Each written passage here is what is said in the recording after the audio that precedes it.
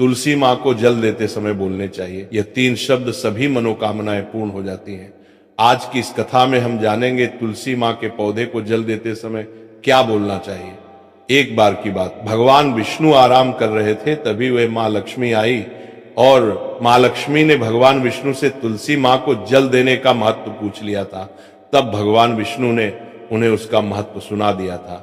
आगे देवी माँ लक्ष्मी कहती हैं, हे स्वामी, आपने मुझे तुलसी माँ को जल देने का महत्व तो बता दिया है, किंतु अब मेरे मन में यह जानने की जिज्ञासा हो रही है कि तुलसी माँ को जल कैसे देना चाहिए। तुलसी माँ को जल देने की सर्वोत्तम विधि कौन सी है तथा तुलसी माँ को जल देने का मंत्र कौन सा है?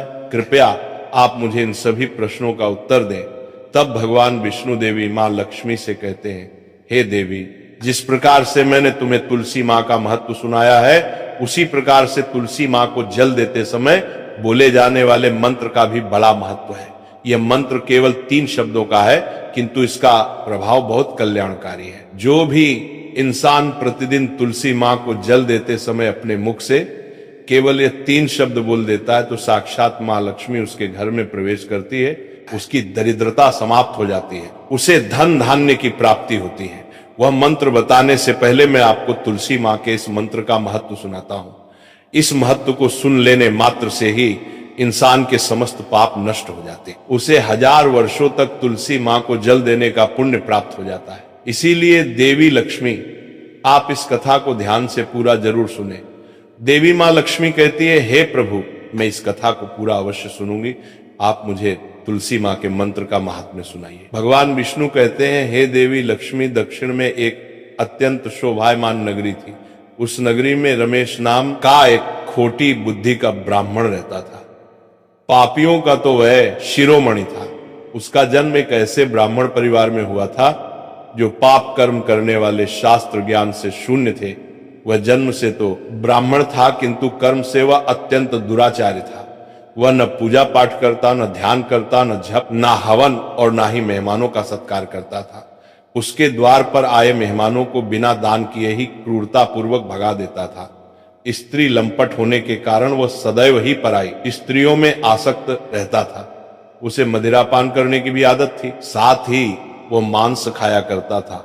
वह दिन में खेत में काम करके पत्ते बेचकर जीविका चलाया करता था और रात में वेश्याओं का सेवन करता था। इस प्रकार से उसे ब्राह्मण ने अनेक वर्षों तक जीवन व्यतीत किया। फिर एक दिन वह दुर्बुद्धि रमेश बेचने के लिए, पत्ते इकट्ठा करने के लिए एक रस्सी की वाटिका में घूमने लगा और पत्ते तोड़ने लगा।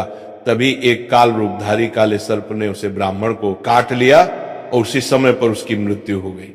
उसके बाद 2 यम के दूत उसे लेने के लिए उस स्थान पर प्रकट हुए और उसे उठाकर यमलोक ले जाने लगे। मार्ग में वह यम दूतों के सामने बहुत विलाप करने लगा, हे दूत, मुझे कहाँ ले जा रहे हो? मुझे छोड़ दो, मेरे प्राण बख्श दो।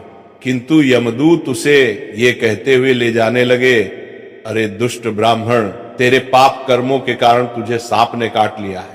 अब यमदेव तुझे अवश्य घोर नरक में डाल देंगे। फिर यम के दूत उसे ब्राह्मण को लेकर यमलोक पहुंचते हैं और यमदेव के सामने खड़े हो जाते हैं। चित्रगुप्त उसे ब्राह्मण का लेखा जोखा निकालते हैं और यमदेव से कहते हैं, हे धर्मराज, इस ब्राह्मण ने बचपन से लेकर मृत्यु तक पाप ही पाप किया है। इसने कभी कोई पुण्य का काम नहीं किया है। फिर धर्मराज अपने दूतों से कहते हैं, हे दूतों, इस घोर पाप करने वाले ब्राह्मण को उठाकर ले जाओ और उसे नरक में डाल दो। फिर यम के दूत उसे ब्राह्मण को ले जाते हैं और नरक की भयंकर अग्नि में धकेल देते हैं। अनेक वर्षों तक नरक में सजा भुगतने के बाद उस ब्राह्मण को दूसरे जन्म में एक बैल का शरीर मिलता है। बैल का जन्म पाकर वह बोझ उठाने का काम करने लगा।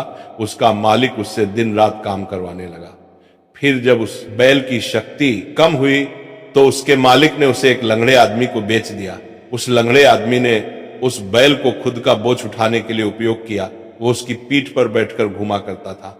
इस प्रकार से उस बैल ने 8 वर्ष तक उस लंगड़े आदमी का बोझ उठाया। फिर एक दिन वह लंगड़ा आदमी उस बैल की पीठ पर बैठकर किसी ऊंचे पर्वत पर जाने लगता है। उस पर्वत पर बहुत देर तक चढ़ने के कारण वह बैल बहुत थक गया। उसकी शक्ति क्षीण हो गई और कुछ समय बाद वह बैल बहुत जोर से मूर्छित होकर जमीन पर गिर पड़ा और अंतिम सांसें लेने लगा। तभी वहां पर खड़े लोगों को उस बैल पर बड़ी दया आ गई और वे उसके मुख बात कर देखे मूर्छित होकर में पानी डालने लगे। फिर उन लोगों में एक पुण्य आत्मा व्यक्ति था, उसने उस बैल का कल्याण करने के लिए अपना पुण्य उस बैल को दे दिया। उसे देखकर अन्य लोगों ने भी अपना अपना पुण्य याद करके कुछ पुण्य उस बैल को दे दिया ताकि उसे मुक्ति मिल सके। उसी भीड़ में एक वेश्या भी खड़ी हुई थी, सभी लोग अपना पुण्य उस बैल को दे रहे। यह देखकर उस वेश्या ने भी अपना पुण्य उस बैल को दे दिया। कुछ देर बाद उसे बैल की मृत्यु हो जाती है। फिर उस स्थान पर यमदूत आते हैं और उस बैल के शरीर से उस ब्राह्मण की आत्मा को निकाल कर यमलोक ले जाते हैं। यमलोक ले जाने पर उसे यमदेव के सामने खड़ा किया जाता है और फिर चित्रगुप्त उसका लेखा जोखा देखते हैं तो वे आश्चर्य में पड़ जाते हैं। उस वेश्या के द्वारा उस बैल को दिया हुआ पुण्य बहुत बड़ा होता है। उस पुण्य के प्रभाव से सभी जन्मों के पाप नष्ट हो जाते हैं। फिर यमदेव उस ब्राह्मण के सभी पाप क्षमा करते हैं और कहते हैं, हे ब्राह्मण, उस वेश्या ने तुझे अपना पुण्य देकर तुझ पर बड़ा उपकार किया है। केवल उसी के पुण्य के कारण तुम्हारे सब जन्मों के पाप नष्ट हो गए हैं और यमदेव उसे फिर से इंसान जन्म प्रदान करते हैं। बार वो पृथ्वी पर आकर एक उत्तम ब्राह्मण कुल में जन्म लेता है। उस महापुण्य के प्रभाव से उसे इस नए जन्म में अपने पूर्व जन्म की बातें याद आने लगती हैं। जब वो ब्राह्मण बड़ा हो जाता है तो उसे याद आता है कि पिछले जन्म में जब वो बैल था तब एक वेश्या ने उसे उसका पुण्य दे दिया था। इसीलिए उसके मन में उस वेश्या के बारे में जानने की इच्छा होती है और उसे महापुण्य के बारे में जानने के लिए उस वेश्या का पता लगाकर उसे ढूंढते हुए उसके नगर में चला जाता है। वह वेश्या बूढ़ी हो चुकी थी। फिर जब उसे वो वेश्या मिल जाती है तो वो उसके सामने जाकर उसे बार बार प्रणाम करता है और उस वेश्या का धन्यवाद करने लगता है। वह वेश्या कहने लगती है, हे ब्राह्मण श्रेष्ठ, आप कौन है और किस कारणवश आप मुझ में वेश्या को धन्यवाद दे रहे हैं? मैंने आपका कौन सा कार्य किया है जो आप मुझे नमस्कार कर रहे हैं? तब वो ब्राह्मण कहता है, हे माँ, मैं वही बैल हूं जिसे तुमने अपना पुण्य दे डाला था। अपने पाप कर्मों के कारण मुझे पिछले जन्म में बैल होना पड़ा था। उस पर्वत पर जब मैं मर रहा था तो तुमने मुझे अपना पुण्य दिया था। तुम्हारे पुण्य के प्रभाव से ही आज मुझे फिर से इंसान जन्म मिला है। तुम्हारे द्वारा दिए गए उस पुण्य के कारण मुझे अपने पूर्व जन्म की सारी बातें याद हैं। किंतु हे माँ, मैं आज यहाँ पर ये जानने के लिए आया हूँ कि तुमने मुझे उस समय पर अपना कौन सा पुण्य दिया था जिस कारण से मेरे सभी जन्मों के पाप नष्ट हो चुके हैं। मैं उस पुण्य के बारे में जानना चाहता है। तब वेश्या ने कहा, हे ब्राह्मण श्रेष्ठ, मैंने तो अपने जीवन में कोई पुण्य के काम नहीं किए हैं, किंतु मेरे घर में एक तोता है जो पिंजरे में रहकर हमेशा कुछ बोलता रहता है, जिसे सुनकर मेरा अंतकरण पवित्र हो गया है। उसी तोते के द्वारा बोले गए मंत्र का पुण्य मैंने तुम्हें दान में दिया था। फिर वह वैश्य और वह ब्राह्मण उस तोते के पास जाते हैं और उसे पूछने लगते हैं, हे शुक, तुम कौन सा मंत्र बोलते रहते हो जिससे हमारे जीवन का उद्धार हुआ है? यह मंत्र तुम्हें किसने सिखाया और इस मंत्र का क्या अर्थ होता है? तब उस तोते ने अपने पूर्व जन्म का वृतांत सुनाना आरंभ किया। वह तोता कहने लगा, हे ब्राह्मण श्रेष्ठ, पिछले जन्म में मैं एक ब्राह्मण था। मैं अपने ज्ञान के अहंकार में अंधा हो चुका था। मैंने कभी गुरुजनों का आदर नहीं किया, सदैव ही उनका अपमान किया। मुझे अपने ज्ञान पर इतना अधिक घमंड हो गया था कि जिस कारण से मेरा क्रोध बहुत अधिक बढ़ गया और मैं सभी से द्वेष करने लगा, अन्य मनुष्यों को तुच्छ समझने लगा, विद्वानों का भरी सभा में अपमान करने लगा। फिर कालांतर में मेरी मृत्यु हो गई और मुझे यमलोक ले जाया गया। पूज्य जनों और गुरुजनों का अपमान करने के कारण मुझे तोते के कुल में डाल गया और मेरा जन्म एक तोते के रूप में हो गया। मेरे पाप कर्मों के कारण छोटी अवस्था में ही मेरा अपने माता पिता से हो गया। फिर मैं पेड़ की डाल पर बैठकर रो रहा था तो उसी स्थान से कुछ मुनि जा रहे थे। उन्होंने मेरी दयनीय पुकार सुनी और मुझे लेकर अपने आश्रम में चले गए। वहां उस आश्रम पर उन्होंने मुझे एक सुंदर पिंजरे में रखा और मेरा अच्छी तरह से ख्याल रखा। वे मुझे प्रतिदिन भोजन दिया करते थे और पढ़ते थे। उस स्थान पर वे ऋषि मुनि, उनकी स्त्रियां और बालक सभी प्रतिदिन तुलसी के पौधे को जल देते थे और उसके सामने एक मंत्र का जप करते थे। उन्हीं के मुख बार बार उस मंत्र को सुनकर मैंने उसे रट लिया और तभी से मैं उसे पाठ करते थे। मंत्र को जान गया हूं और वही मंत्र मैं दिन रात बोलता हूं। उस मंत्र के प्रभाव से मेरी कभी मृत्यु नहीं हुई और मेरी आयु 100 वर्ष की हो गई और मैं इतने वर्षों तक जीवित रहा। इसी बीच एक रात को एक चोर उस स्थान पर आ गया और उसने मुझे वहां से चुरा लिया और फिर इस वेश्या ने मुझे उस चोर से खरीद लिया। इस वेश्या के घर पर आने के बाद भी मैं उस मंत्र को बोलता रहता था, जिसे सुनकर इस वेश्या का मन भी पवित्र हो गया और वेश्या का काम छोड़कर भगवान विष्णु की भक्ति करने लगी। उसी मंत्र के प्रभाव से मेरे पूर्व जन्मों के सभी पाप नष्ट हो गए और इसी मंत्र के प्रभाव से इस वेश्या का भी अंतःकरण पवित्र हो गया। हे ब्राह्मण देवता, इस मंत्र के पुण्य से आप भी पाप मुक्त हो गए हैं। इस प्रकार से तोते ने उस ब्राह्मण को और उस वेश्या को सारा वृतांत सुना दिया, जिसे सुनकर वह ब्राह्मण और वेश्या दोनों ही अत्यंत प्रसन्न हुए और फिर वे दोनों ही प्रतिदिन तुलसी मां को जल देकर उस मंत्र का जाप करने लगे। फिर वह वेश्या और वह ब्राह्मण तीनों उस मंत्र के प्रभाव से दिव्य विमान में बैठकर विष्णु लोक को चले गए। भगवान विष्णु कहते हैं, हे देवी मां लक्ष्मी, देखा आपने, केवल तुलसी मां के इस मंत्र के प्रभाव से उस तोते के, उस वेश्या के और उस ब्राह्मण के सभी पाप नष्ट हो गए। इसीलिए प्रत्येक इंसान को रोज तुलसी मां को जल देते समय इस एक मंत्र का उच्चारण अवश्य करना चाहिए। हे देवी, वह मंत्र इस प्रकार है, इसे तुम ध्यान से सुनो। ओम वृंदावनी स्वाहा, ओम वृंदावन स्वाहा। भगवान विष्णु कहते हैं कि जो भी स्त्री प्रतिदिन तुलसी मां के समक्ष इस मंत्र का उच्चारण करेगी वह सौभाग्यशाली बनेगी। जो भी पुरुष तुलसी मां के सामने इस मंत्र का उच्चारण करेगा उसे अक्षय धन की प्राप्ति होगी। जिस घर के सामने प्रतिदिन तुलसी मां की पूजा की जाएगी उस घर में साक्षात लक्ष्मी का वास होगा। तुलसी मां का यह मंत्र राज कल्प तरु है, यह समस्त फलों को प्रदान करने वाला है।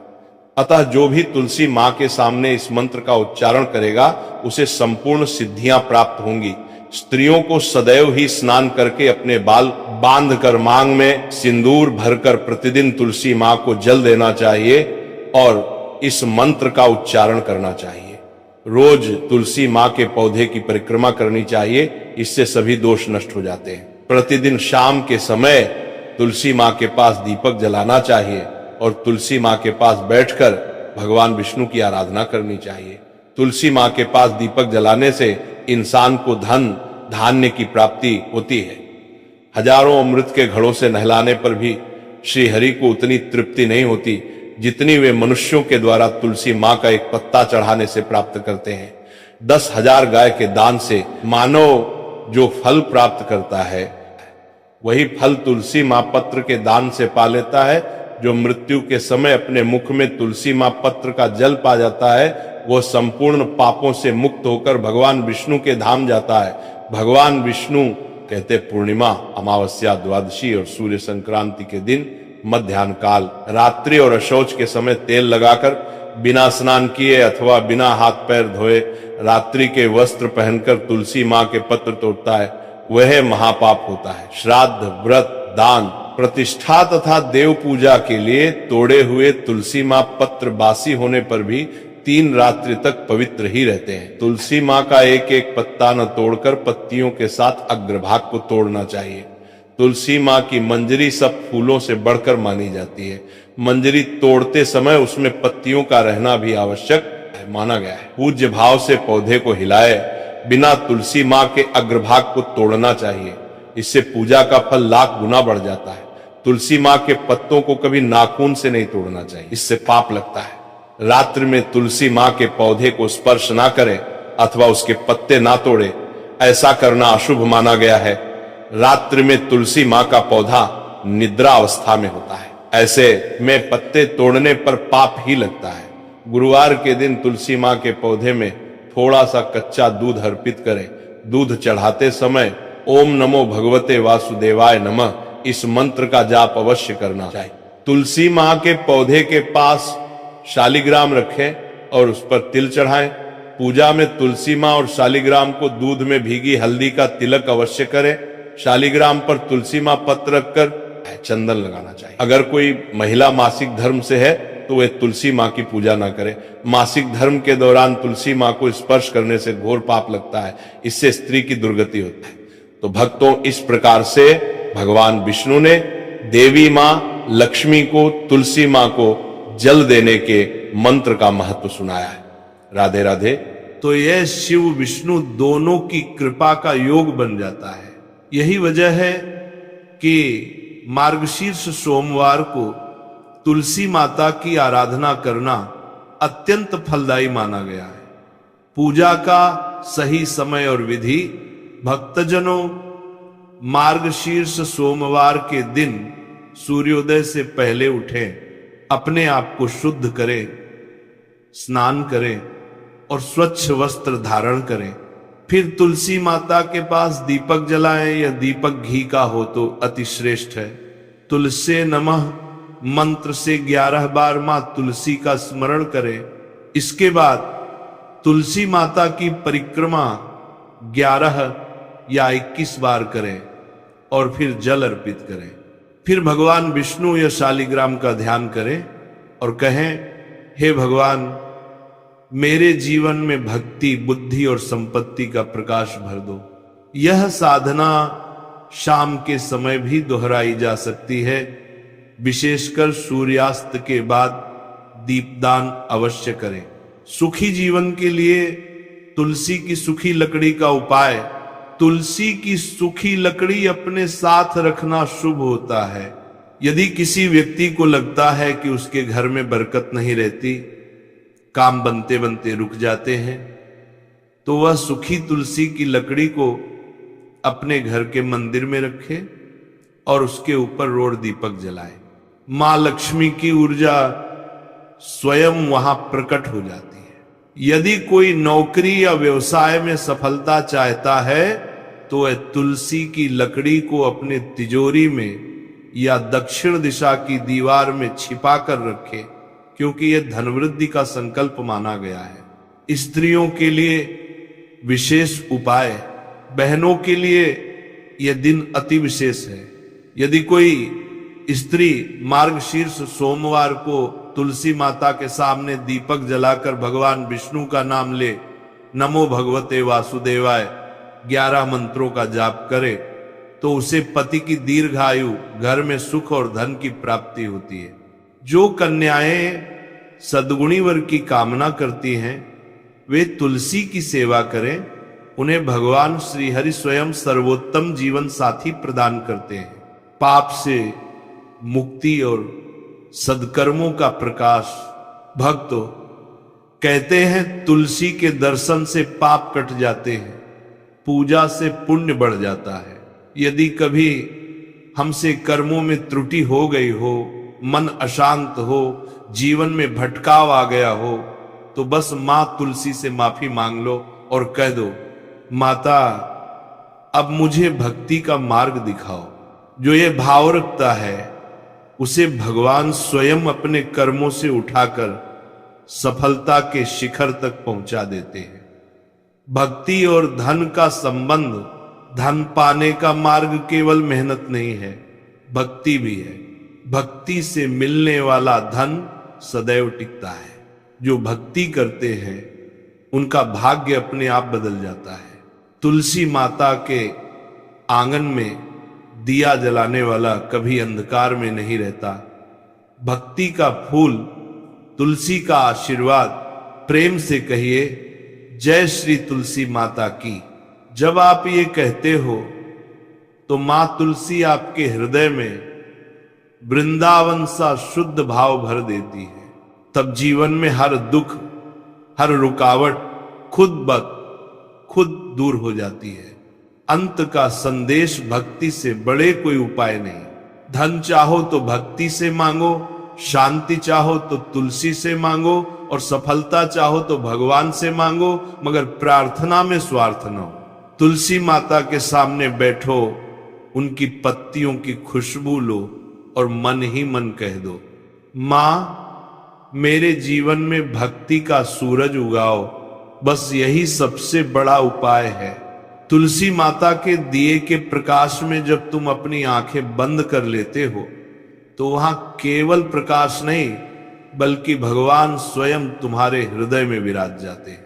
तो भाइयों बहनों, इस मार्गशीर्ष सोमवार को केवल धन के लिए नहीं, भक्ति के लिए तुलसी माता की पूजा करो। धन तो आएगा ही, साथ में मन की शांति, घर का सुख और जीवन का प्रकाश भी मिलेगा। प्रेम से बोलिए, जय श्री तुलसी माता की। हर हर महादेव। जय श्री हरि की। राधे कृष्णा, राधे राधे, राधे कृष्णा, राधे।